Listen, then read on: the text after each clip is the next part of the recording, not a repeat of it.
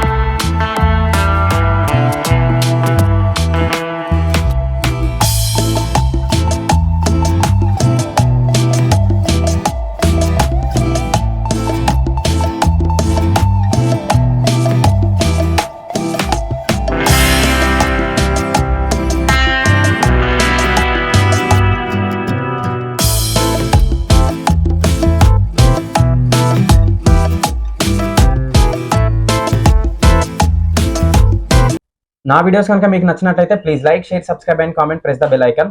And మరిన్ని మంచి videos తోటైతే మీ ముందుకు వస్తూ ఉంటాను. Thank you for watching my videos. Me support ఇలానే ఉండాలని కోరుకుంటున్నాను.